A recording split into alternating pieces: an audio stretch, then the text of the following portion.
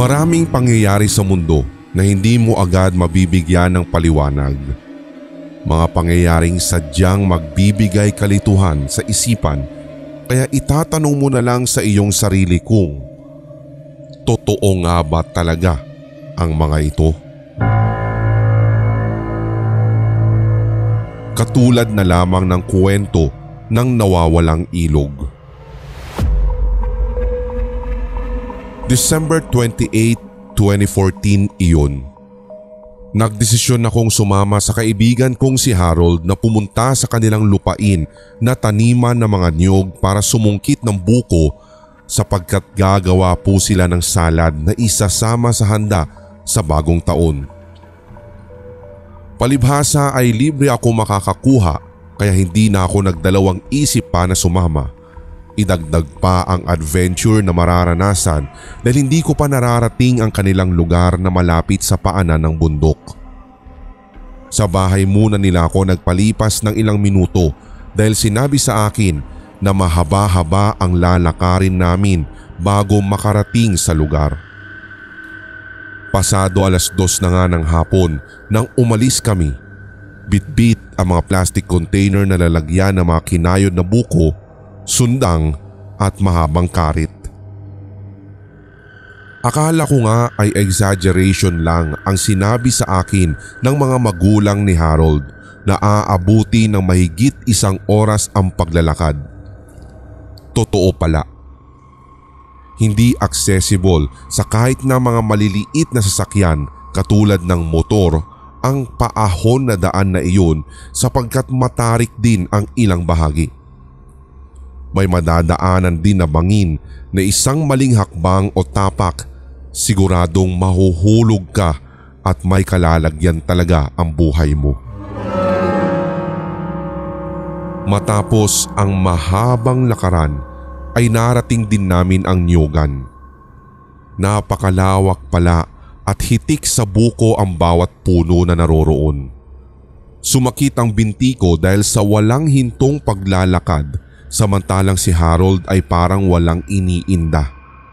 Halatang sanay sa mga gawaing pangbundok. Nagpahinga muna ako samantalang siya ay nagsimula ng kumuha ng mga buko. Napansin ko ang isang burol kaya umakyat ako doon kahit na kumikirot pa ang mga binti ko.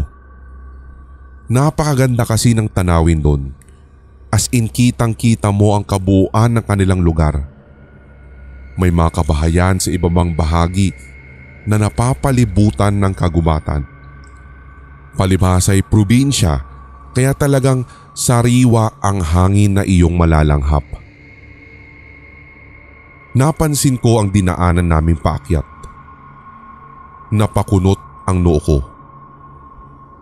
Bumaba ako at tinanong si Harold na nagbibiyak na ng mga nasungkit na mga buko. Uy, tumingin ako sa itaas ng burol. May nakita akong ilog sa gitna ng daan. Doon sa mismong direksyon na dinaanan natin. Ano? Ilog? Bakit? May napansin ka bang ilog nung pumunta tayo dito? Wala eh. Pero sigurado ako sa nakita ko. Matagal na ako dito.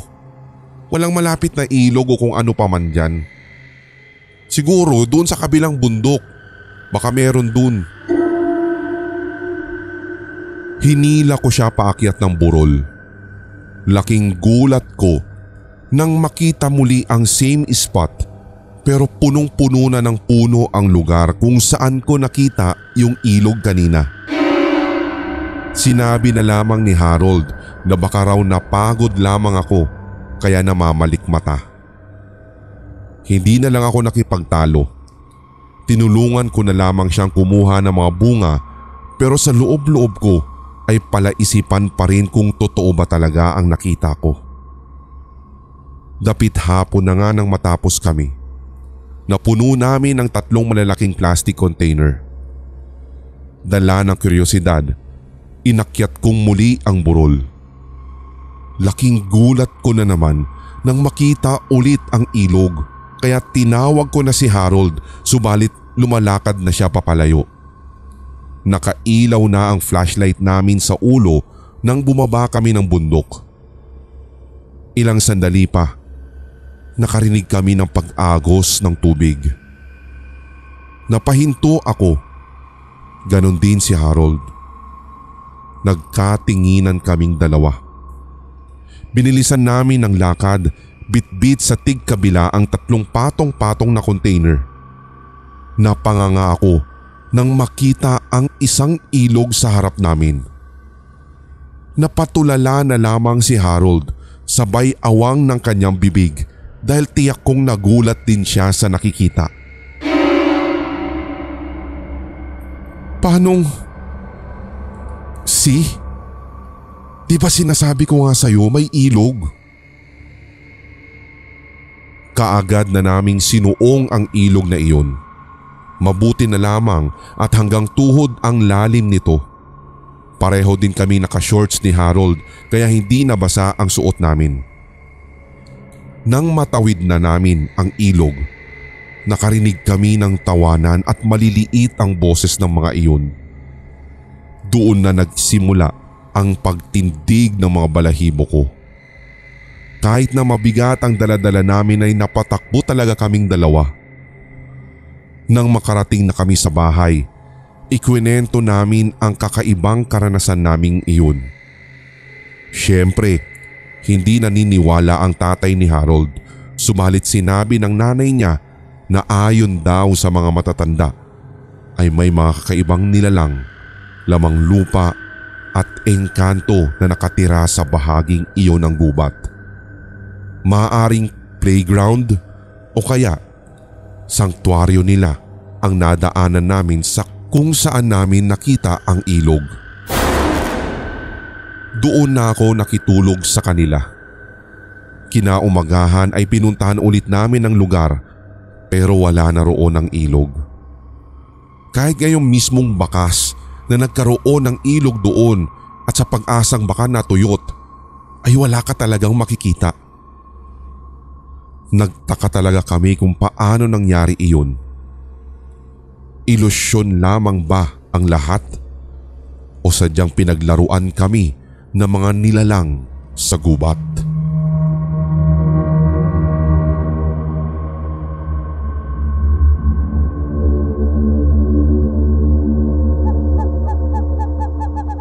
Naririnig mo ba yun? Tanong ko kay James nang dumaan kami sa bahaging iyon ng gubat patungo sa bahay ng lola niya sa kabilang bahagi. Mas malayo kasi ang lalakarin kung sa gilid ng kalsada kami dadaan, kaya napagdesisyonan namin na mag-shortcut na lang sa kakahuyan para makarating agad sa pupuntahan. Kukuha kasi kami ng mga kamoteng kahoy at ube na ibibigay sa mga volunteer na nag-medical mission sa aming lugar. Pasasalamat na rin iyon dahil sa tulong na ipinaabot nila sa baryo namin sa isang bayan dito sa Bicol. Matapos ang ilang segundo, sumagot siya sa akin ng,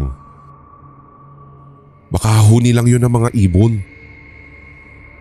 Kagi, parang hindi naman eh. Kakaiba yung tunog. E di baka tunog ng mga kuliglig. Tsaka paggabi na rin kasi oh. Napailing na lamang ako. Matataas ang mga damo na nilalakaran namin. Maraming nagkalat na mga sanga at nakatumbang mga puno, dahilan na rin ng nakaraang bagyo. Mga 15 minuto ang lalakarin namin bago marating ang kubo na tinitirhan ng lola ni James kasama ang pinsan niya. Malapit na kami nang marinig ulit ang kakaibang tunog. Parang huni ng kung anong hayop at hindi ko talaga mawari kung ano kasi noon ko lamang narinig iyon. Paputol-putol ngunit matinis yung tunog. Nakakatakot.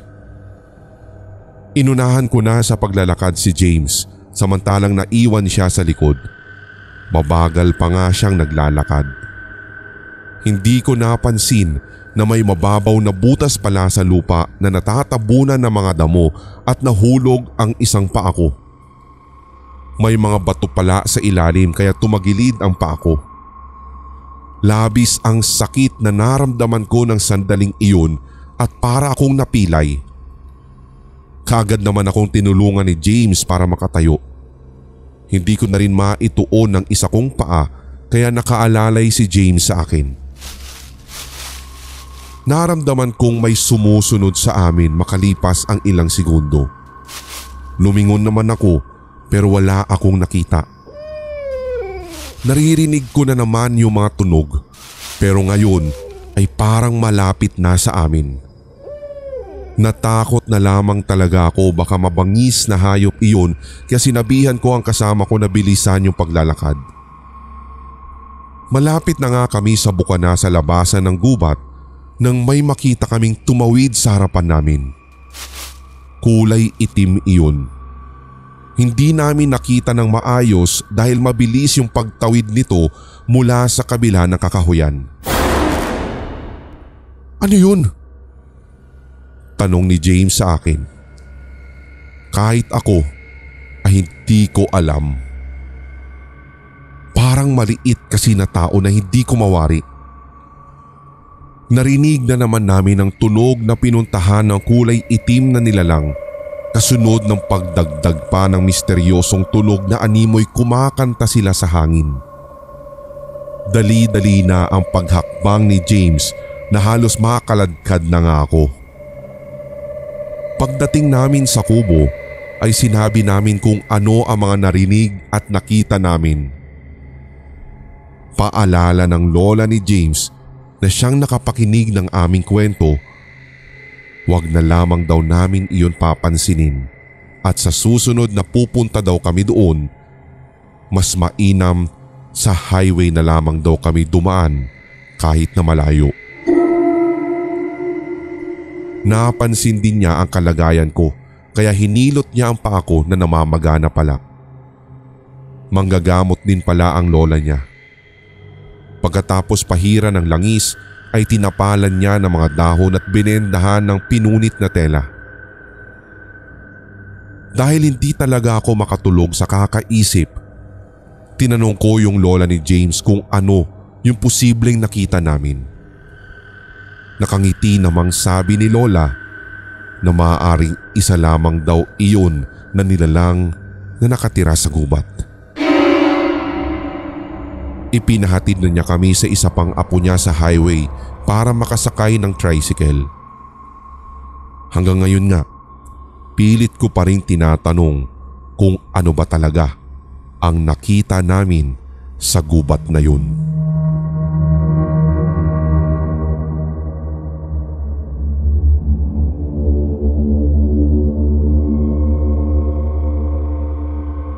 Ang bayan namin ay napapalibutan ng mga kabundukan, kaya ang pangunahing ikinabubuhay ng mga tao ay pagtatanim ng gulay, pag-uuling o kaya naman ay pag-aalaga ng mga hayop.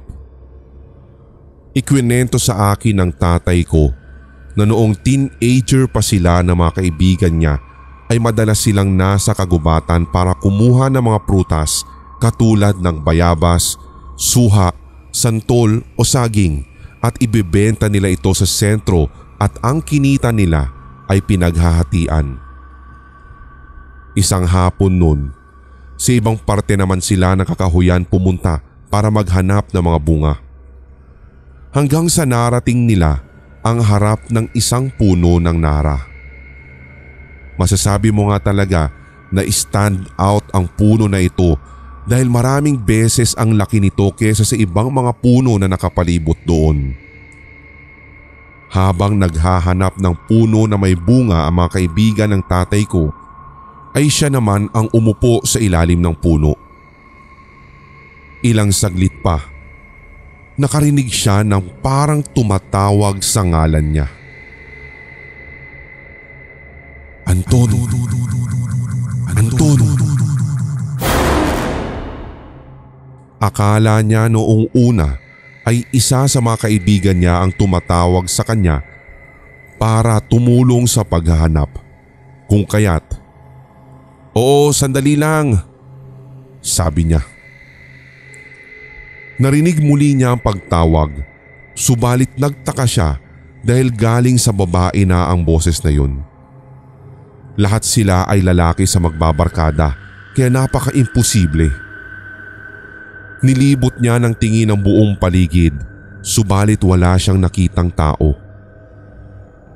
Maya-maya pa ay nakaamoy siya ng mabangong bulaklak na ilang-ilang. Nagtaka na naman siya kung saan iyon galing. Napatingala na naman siya. Laking gulat niya nang may makitang babae na nakatayo sa malaking sanga ng puno. Mahaba ang buhok nitong itim na itim. Maputi at makinis ang balat at nakaputi itong damit na parang modelo sa isang magazine. Ang babae pala na iyon ang tumatawag sa kanya at animoy inaakit siya. Pilit siyang umaakyat sa puno pero hindi niya magawa. Ang tatay ko kasi ay hindi marunong umakyat ng puno. Ang mga kaibigan niya ang umaakyat samantalang siya lamang ang tigasalo ng mga bunga. Ibinuka ng babae ang kamay at ipinakita sa tatay ko. Sa tingin ng tatay ko ay mga maliliit na ginto iyon at kumikinang pa. Nang makabuelo na nga ng akyat ang tatay ko ay hinila siya pababa ng kaibigan at sinabing uuwi na sila. Kinagabihan, nilagnat si tatay. Kinumbulsyon pa nga siya at halos tumirik na ang mga mata. May tinatawag siyang pangalan. Pangalan ng isang babae. Doon na labis na nag-alala sina lolo at lola kaya nagpatawag na sila ng albularyo. Hanggang sa nabalitaan na nga namin na napagkatuwaan daw si tatay ng isang engkanto ng gubat. Ang akala nga nina lolo at lola ko noon ay mamamatay na si tatay dahil labis na ang panginginig nito. Subalit awa naman ng Diyos ay naging mabuti rin ang kalagayan ni tatay ng mismong gabi din na iyon at parang nagdahilan lang sa sakit.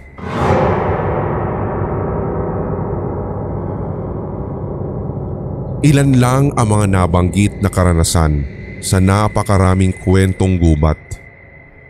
May mga pangyayari talagang kailangang mabigyan ng linaw, hindi lang sa mga naganap sa kagubatan, kung hindi pati na rin sa syudad. Isa lang ang punto.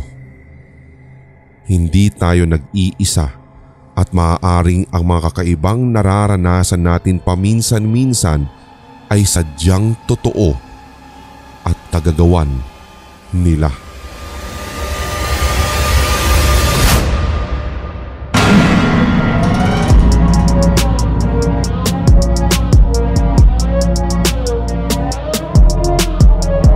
Kung nagustuhan mo ang kwentong katatakutan na ito, hit like, leave a comment at i-share ang ating episode sa inyong social media. Suportahan ang ating writer sa pamamagitan ng pag-follow sa kanyang social media. Check the links sa description section. Don't forget to hit that subscribe button at ang notification bell for more Tagalog horror stories, series, and new segments. Suportahan din ang ating mga brother channels, ang Sindak Short Stories for more one-shot Tagalog horrors. Gayon din ang Hilakbot Haunted History for weekly dose of strange facts and hunting histories. Hanggang sa susunod na kwentuhan, maraming salamat mga Solid HTV Positive.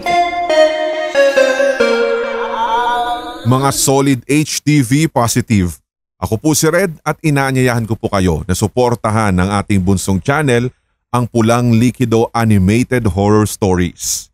Subscribe na or else. Ngayong taon, tuloy-tuloy ang ating kwentuhan at unli takutan dito sa Hilakbot Pinoy Horror Stories Radio. Your first 24/7 non-stop Tagalog horror stories Sa YouTube.